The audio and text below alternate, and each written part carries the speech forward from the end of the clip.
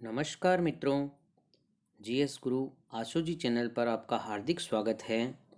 मैं आपका दोस्त आशुतोष आज एक नए टॉपिक के साथ।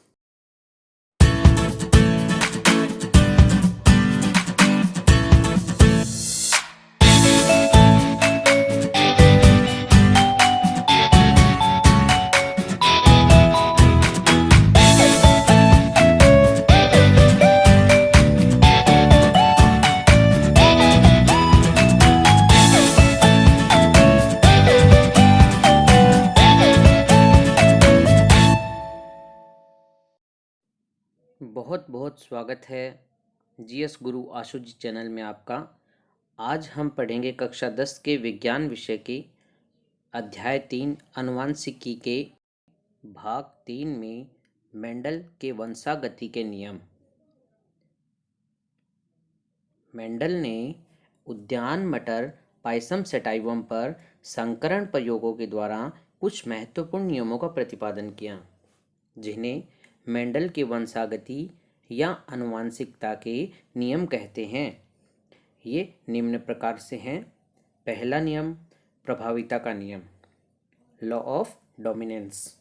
दूसरा नियम पृथक्करण का नियम या युग्मकों की शुद्धता का नियम, लॉ ऑफ सेग्रीगेशन और law of purity of gametes.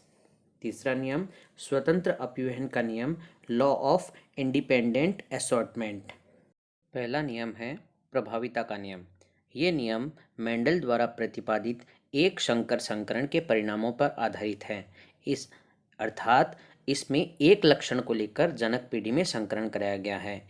इस नियम के अनुसार जब एक लक्षण के लिए विपर्यासी समयुग्मजी पादपों में संकरण कराया जाता है तो वह लक्षण जो F1 पीढ़ी में अपनी अभिव्यक्ति दर्शाता है वह प्रभावी या डोमिनेंट कहलाता है, तथा वह लक्षण जो F1 पीढ़ी में अपनी अभिव्यक्ति नहीं दर्शाता है उसे अप्रभावी या रिसेसिव कहते हैं।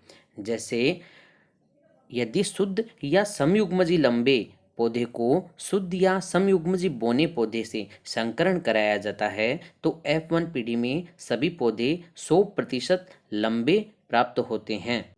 उदाहरण के अनुसार लंबे पौधे और बोने पौधे यानी P पीढ़ी में पेरेंटल पीढ़ी में जब संकरण कराया जाता है तो युग्मकों के मध्य संकरण से F1 पीढ़ी बनती है। F1 पीढ़ी में सभी पौधे संकर लंबे पौधे बने, अर्थात यहाँ लंबापन प्रभावी लक्षण और बोनापन अप्रभावी लक्षण है। इसे ही प्रभाविता का नियम कहते हैं। मेंडल के प्रभाविता के नियम के बाद दूसरा नियम पृथक्करण का नियम दिया गया या युग्मकों की शुद्धता का नियम, लॉ ऑफ सेग्रीगेशन और law of purity of gametes. ये नियम भी मेंडल के एक संकर संकरण के परिणामों पर आधारित है। इस नियम के अनुसार F1 पीढ़ी के संकर या विषम युग्मजी से युग्मक बनते समय दोनों युग्म विकल्पी एलील्स एक दूसरे से पृथक होकर अलग अलग युग्मकों में चले जाते हैं। अतः इसे पृथक्करण का नियम या विसंयोजन का नियम कहते हैं, तथा प्रत्येक युग्मक में एक लक्षण के लिए एक युग्म विकल्पी पाया जाता है। अतः इसे युग्मकों की शुद्धता का नियम भी कहते हैं। उदाहरण, यदि समयुग्मजी लंबे एवं समयुग्मजी बोने पौधों में संकरण कराया जाता है तो F1 पीढ़ी में सभी संकर हाइब्रिड अथवा विषम युग्मजी लंबे पौधे प्राप्त होते हैं। विषम युग्मजी में ये दोनों युग्म विकल्पी साथ साथ रहते हुए एक दूसरे से संदूषित नहीं होते हैं। युग्मक बनते समय दोनों युग्म विकल्पी एक दूसरे से पृथक होकर अलग अलग युग्मकों में पहुंच जाते हैं, जिस कारण F2 पीढ़ी में बोनेपन का लक्षण फिर से प्रकट हो जाता है। F2 पीढ़ी का लक्षण प्रारूप अनुपात फिनोटाइपिक रेशियो 3:1 तथा जीन प्रारूप अनुपात जीनोटाइपिक रेशियो 1:2:1 प्राप्त होता है।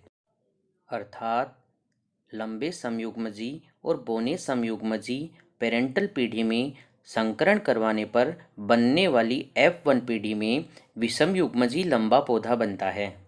उस विषम युग्मजी लंबे पौधे में जब स्वपरागण कराकर संकरण कराया जाता है तो उसमें लंबेपन का जीन और बोनेपन का जीन अपनी अलग अलग अभिव्यक्ति देते हैं, अर्थात एक दूसरे के गुणों को प्रभावित नहीं करते हैं। इसे ही पृथक्करण का नियम या युग्मकों की शुद्धता का नियम कहते हैं। इसमें जो अनुपात प्राप्त होता है वो समलक्षणी अनुपात या लक्षण प्रारूप अनुपात 3:1 अर्थात 3 लंबे पौधे और 1 बोना, जीन प्रारूप के अनुसार 1 समयुग्मजी और 2 विषमयुग्मजी और 1 समयुग्मजी बोना पौधा प्राप्त होता है। इस प्रकार पृथक्करण का नियम हमने अध्ययन किया। आगे अध्ययन करेंगे हम संकर पूर्वज संकरण या बैक क्रॉस। यदि F1PD के पौधे का संकरण दोनों जनकों शुद्ध लंबे या शुद्ध बोने में से किसी एक के साथ किया जाता है तो इसे संकर पूर्वज संकरण या बैक क्रॉस कहते हैं। इसके 2 प्रकार होते हैं। पहला आउटक्रॉस बाह्य संकरण। इस प्रकार के संकरण में F1PD के पादप का संकरण अपने प्रभावी जनक के साथ करवाया जाता है।